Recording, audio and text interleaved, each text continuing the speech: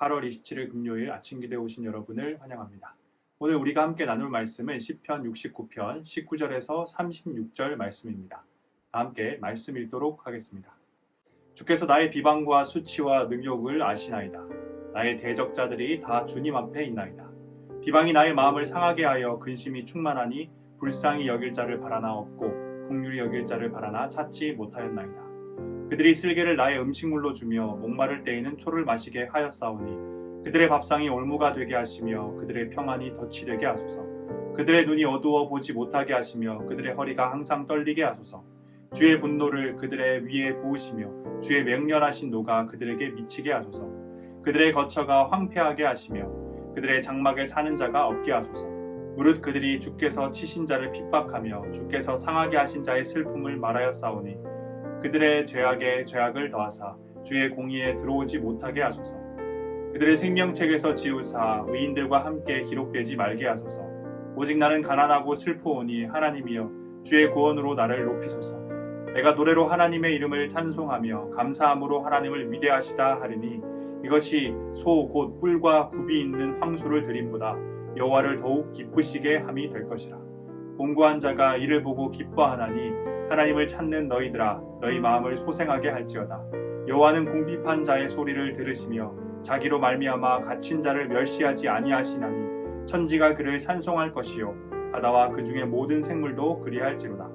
하나님이 시온을 구원하시고 유다 성읍들을 건설하시리니 우리가 거기에 살며 소유를 삼으리로다. 그의 종들의 후손이 또한 이를 상속하고 그의 이름을 사랑하는 자가 그 중에 살리로다. 아멘. 오늘 본문 시편 69편은 시인이 큰 시련 가운데 빠져 있다는 것을 알 수 있습니다. 19절부터 함께 살펴보겠습니다. 주께서 나의 비방과 수치와 능욕을 아시나이다. 나의 대적자들이 다 주 앞에 있나이다. 시인은 지금 자신에게 비방과 수치와 능욕이 있다고 말합니다.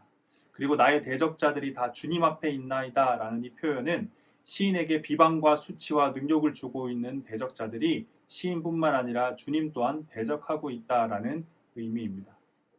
대적자들의 비방으로 인해 근심 가운데 있는 시인을 더 힘들게 하는 것은 불쌍히 여길 자를 바라나 없고 긍휼히 여길 자를 바라나 찾지 못하였나이다. 다시 말해 자신을 불쌍히 여기고 긍휼히 여길 자를 찾으나 없다라는 사실입니다. 대신 시인을 둘러싸고 있던 사람들은 공감과 위로 대신 음식물로 쓰디쓴 쓸개를 주고 음료로 초, 다시 말해 신포도주를 주는 자들이었습니다. 지금 시인의 상황은 그 어디에도 의지하거나 위로받거나 편히 쉴 곳 없는 자신이 가지고 있던 모든 것, 자신이 맺고 있던 모든 관계가 다 상실된 상태입니다. 이런 가운데 시인의 입에서 흘러나오는 것은 원수를 향한 저주였습니다. 22절부터 28절까지 이어지는 원수를 향한 저주는 그가 얼마나 고통스러운 상황 가운데 있는지를 잘 보여줍니다. 22절입니다. 그들의 밥상이 올무가 되게 하시며 그들의 평안이 덫이 되게 하소서. 22절에서 평안이라는 단어의 원어 의미는 제사 잔치입니다. 바로 앞에 기록된 밥상과 같은 맥락이라고 볼 수 있습니다. 시인은 원수들의 식사 자리가 덫이 되길 기도하고 있습니다. 23절에서는 눈이 어두워 보지 못하길 구하고 허리가 항상 떨리길, 다시 말해 움직이지 못하길 기도합니다. 식사 자리를 향한 저주와 눈과 허리를 향한 저주는 먹는 것, 보는 것, 움직이는 것에 관한 저주로 원수의 일상생활에 대한 저주라고 할 수 있습니다. 시인의 저주는 계속해서 이어집니다. 24절입니다. 주의 분노를 그들의 위에 부으시며 주의 맹렬하신 노가 그들에게 미치게 하소서. 이 부으시다는 표현은 원어에 따르면 폭우가 쏟아지는 모습과 같습니다. 그리고 맹렬하신 노가 그들에게 미치게 하다에서 이 미치게 하다라는 표현 또한 원어에 따르면 뒤를 쫓아가서 붙잡는다라는 표현입니다. 정리해보면 시인은 갑작스럽게 폭우가 쏟아지고 갑작스럽게 쫓아와서 붙잡듯이 하나님께서 원수들에게 진노를 쏟아부으시길 기도하고 있는 것입니다. 이제 시인의 시선은 거처와 장막으로 옮겨갑니다. 25절에서 시인은 원수들의 거처가 황폐하게 되고 장막에 사는 자들이 없게 해달라고 간구합니다. 이것은 원수들뿐만 아니라 원수의 가족들을 향한, 다시 말해 원수의 가정을 향한 저주를 의미합니다. 계속해서 보겠습니다. 26절입니다. 무릇 그들이 주께서 치신 자를 핍박하며 주께서 상하게 하신 자의 슬픔을 말하였사오니. 여기서 주목할 것은 시인이 어떤 사실을 깨달았다는 겁니다. 이전에 시인은 지금까지 자신이 받는 고난에 대해서 억울함과 속상함을 드러냈습니다. 9절부터 12절입니다. 주의 집을 위하는 열성이 나를 삼키고 주를 비방하는 비방이 내게 미쳤나이다. 내가 곡하고 금식하였더니 그것이 도리어 나의 욕이 되었으며 내가 굵은 배로 내 옷을 삼았더니 내가 그들의 말거리가 되었나이다. 성문에 앉은 자가 나를 비난하며 독주에 취한 무리가 나를 두고 노래하나이다. 시인은 하나님을 최선을 다해 섬기고 사랑했는데 그것이 나에게 고난과 아픔으로 되돌아왔다라고 말합니다. 그런데 조금 전에 읽은 이 26절에서는 지금 자신이 받는 고난을 주께서 치시는, 주께서 상하게 하시는, 다시 말해 하나님의 징계라고 표현하고 있습니다. 이것은 시인이 9절부터 12절을 고백할 때와는 달리 현재의 고난의 시간을 통과하는 가운데서 지난날 하나님 앞에 자신이 죄를 범했다는 것을 인정하게 되었고 지금의 고난이 하나님의 징계임을 깨닫게 되었다는 것을 의미합니다. 그래서 그는 26절에서 자신을 표현하길 주께서 치신 자, 주께서 상하게 하신 자라고 합니다. 그런데 26절에서 시인이 말하고자 했던 건 지금 자신이 하나님께 고난받고 있다라는 것이 아닙니다. 그는 자신이 하나님 앞에서 범죄하였고 그로 인해 징계를 받고 있는데 자신이 보기에 징계의 도구로 쓰이고 있는 이 원수들이 필요 이상으로 자신을 공격하고 있다라는 겁니다. 그래서 시인은 원수들이 주께서 치신 자를 핍박하고 원수들이 주께서 상하게 하신 자의 슬픔을 말한다라고 표현하고 있습니다. 우리는 26절을 보면서 시인이 어떻게 자신이 받게 될 징계가 어느 정도인지 알고 있었냐에 주목해서는 안 됩니다. 그것은 하나님만이 아십니다. 우리가 주목해야 하는 것은 지금 자신이 죄를 범했다는 것을 인정했고 지금의 고난과 아픔이 하나님의 징계라는 이 모든 사실을 감안하고도 너무 힘들다라고 말하고 있다는 사실입니다. 다시 말해 지금 시인의 심경이 얼마나 비참하고 절망적이고 고통 가운데 있는지를 주목해야 한다는 겁니다. 이런 큰 아픔 가운데서, 이런 심경 가운데서 시인은 원수를 향한 저주를 다시 이어갑니다. 27절, 8절입니다. 그들의 죄악에 죄악을 더하사 주의 공의에 들어오지 못하게 하소서. 그들을 생명책에서 지우사 의인들과 함께 기록되지 말게 하소서. 시인은 하나님께서 원수들에게 벌의 벌을 더해 주시길 그리고 그들에게 결코 구원을 허락하지 마시길 간구합니다. 원수를 향한 저주를 마친 시인은 하나님께 큰 시련 가운데 빠져있는 자신을 구원해달라고 요청합니다. 29절입니다. 오직 나는 가난하고 슬퍼오니 하나님이여 주의 구원으로 나를 높이소서. 그런데 이어지는 30절부터 갑자기 분위기가 완전히 달라집니다. 조금 전까지 자신의 비참하고 고통스러운 현실 가운데 깊은 절망 속에서 신음하며 원수를 향해 감히 입에 담기도 무서운 저주를 계속해서 쏟아내던 시인은 갑자기 하나님을 향해 감사의 찬양을 부르기 시작합니다. 30절, 31절입니다. 내가 노래로 하나님의 이름을 찬송하며 감사함으로 하나님을 위대하시다 하리니 이것이 소 곧 뿔과 굽이 있는 황소를 드림보다 여호와를 더욱 기쁘시게 함이 될 것이라. 시인은 노래로 하나님을 찬송하며 감사함으로 하나님의 위대하심을 고백하겠다고 합니다. 그러면서 소 곧 뿔과 굽이 있는 황소를 드림보다 찬송과 감사함의 고백이 하나님을 더 기쁘시게 할 것이라고 말합니다. 이어지는 32절, 33절입니다. 곤고한 자가 이를 보고 기뻐하나니 하나님을 찾는 너희들아 너희 마음을 소생하게 할지어다. 여호와는 궁핍한 자의 소리를 들으시며 자기로 말미암아 갇힌 자를 멸시하지 아니하시나니. 시인은 하나님을 향한 찬송과 고백을 하기 바로 직전에 경험하고 있던 자신의 모든 시련의 상황들이 이미 다 정리가 된 것처럼 이야기하고 있습니다. 곤고하고 궁핍한 모습으로 하나님을 찾던 자신의 모습이 지금 공고한 상황 가운데 있는 자들에게 기쁨이 된다고 말합니다. 그리고 지금 하나님을 찾고 있고 궁핍한 상황 가운데 있는 자들에게 하나님의 구원을 확신해 가질 것을 요청하고 있습니다. 오늘 본문 19절부터 29절에서 큰 시련 가운데 신음하며 하나님께 원수를 저주했던 시인의 모습은 찾아볼 수가 없습니다. 마지막 34절부터 36절까지 시인은 다시 한번 하나님을 찬양하고 하나님께서 성취하실 구원의 회복을 확신하는 고백을 합니다. 34절부터 6절입니다. 천지가 그를 찬송할 것이요 바다와 그 중에 모든 생물도 그리할지로다. 하나님이 시온을 구원하시고 유다 성읍들을 건설하시리니 무리가 거기에 살며 소유를 삼으시리로다. 그의 종들의 후손이 또한 이를 상속하고 그의 이름을 사랑하는 자가 그 중에 살리로다. 시인은 1절부터 29절까지 자신이 지금 얼마나 고통스럽고 절망스러운지 이야기하고 계속해서 이 모든 상황을 만든 원수들을 향해 저주를 퍼붓습니다. 그러다가 갑자기 30절부터 36절에서 하나님을 향한 기쁨과 감사를 찬양하고 고백하며 심지어 자신이 겪고 있는 그 모든 문제들이 다 해결된 것 같이 이야기를 하기도 합니다. 그래서 시편 69편 1절부터 36절을 읽게 되면 우리는 이 시편이 전혀 다른 두 사람이 기록한 것처럼 느껴집니다. 그만큼 1절부터 29절까지의 내용과 분위기, 그리고 30절부터 36절까지의 내용과 분위기가 전혀 다르기 때문입니다. 삶의 모든 것이 무너진 깊은 절망 속에서 큰 고통을 경험하고 있던 시인이 어떻게 찬양과 감사의 노래로 시편 69편을 끝맺을 수 있었던 것일까요? 우리는 본문에서 두 가지의 이유를 찾을 수 있습니다. 그 첫 번째 이유는 시인의 원수를 향한 저주에서 찾을 수 있는데요.